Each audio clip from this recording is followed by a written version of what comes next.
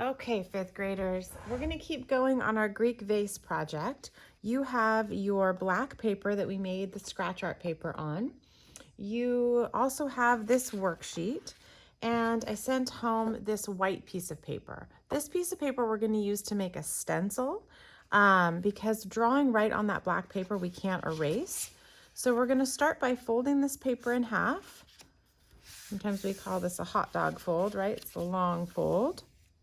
So the fold is going to be in the center there. That's going to be the center of your vase, and you're going to draw half of it. So we're going to make a symmetrical design. I'm going to look at this one. That's why I drew a line down the center here, so I can just look at half of the vase. You can do any vase you want. You can make up your own. If you're doing handles, you can draw the handle right on there, like I did on this one, and you're going to cut this shape out. So you would draw one handle. We're only doing half of it right now. Or if you really only want to end up with one handle like these guys, you're going to add that at the end. So I'm not going to do handles right now. What I'm going to do is just focus on this shape without the handles. So I want my vase to be big. So I'm going to start at the top, use all of the paper, and create half of my vase shape. I can even open it up and kind of imagine what that might look like. And then we're going to cut this out on the line here and cut it all the way out. I have one here, so I used this to go on top of my black paper, and this is going to be our drawing tool today. So we're going to place this here, hold it down with our other hand, our not drawing hand. For me, it's my left. Go all the way around so that you have your outline. Then you can see what I've done is I've created stripes. Some are skinny stripes, some are thicker stripes, and they curve a little bit, especially in the thickest part of the vase. That helps the vase look round. So if you do straight lines like this, the vase is not going to look round, but if you curve them a little bit, that creates a round shape.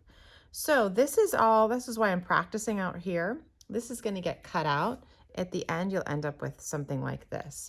So now you can take each stripe and fill it with a pattern. You can create your own pattern. It can be a pattern of one line.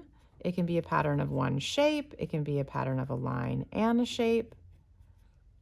And it doesn't have to be perfect. Remember, these are kind of ancient relics. It can be a little bit rustic. This is another student's example, and it's kind of cool how they scratched all of this negative space out. So you could do that. You could create some shapes that you want to scratch almost all of the black off. Don't scratch too hard. You'll get down to the white. And see how it's not perfect? That's okay. You want it to feel kind of rustic and old. So this is another way to create a pattern with shapes more so than lines. And again, you don't have to scratch all of it away. And we used a few different crayons, so you're going to get different shades.